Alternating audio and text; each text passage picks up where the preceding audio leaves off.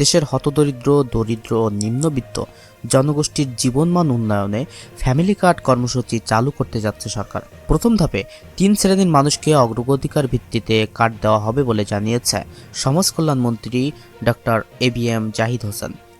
মঙ্গলবার ২৪শে ফেব্রুয়ারি সন্ধ্যায় রাজধানীর নিজ বাসভবনে সাংবাদিকদের সঙ্গে আলাপকালে সমাজ কল্যাণ মন্ত্রী ডক্টর এবিএম জাহিদ হোসেন জানান, ফ্যামিলি কার্ড একটি ইউনিভার্সাল কার্ড।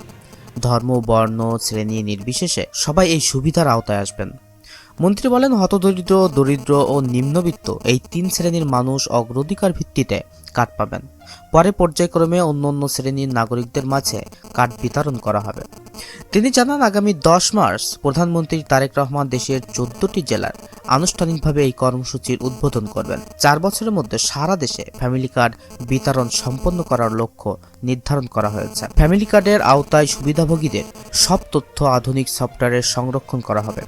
উপকারভোগীরা বাংলাদেশের ব্যাংকের তত্ত্বাবধানে নিজেদের পছন্দের ব্যাংক থেকে সরাসরি আর্থিক সুবিধা গ্রহণ করতে পারবেন বলে জানিয়েছে মন্ত্রী।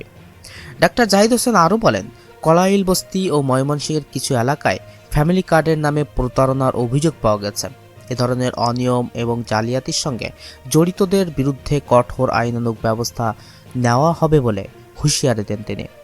কার্ড বিতরণ প্রক্রিয়া সম্পর্কে জানান, ইউনিয়ন পর্যায়ে ম্যানুয়ালি তথ্য সংগ্রহ করা হচ্ছে এবং একই সঙ্গে অনলাইন ও অফলাইন দুই পদ্ধতিতেই আবেদন গ্রহণ করা হবে। এক্ষেত্রে কোনো ধরনের তদবির বা সুপারিশের প্রয়োজন নেই বলেও স্পষ্ট করে জানান তিনি। সরকারের এই উদ্যোগকে দরিদ্র বিমোচন, সামাজিক নিরাপত্তা এবং আর্থিক অন্তর্ভুক্তির একটি বড় পদক্ষেপ হিসেবে দেখছেন সংশ্লিষ্টরা।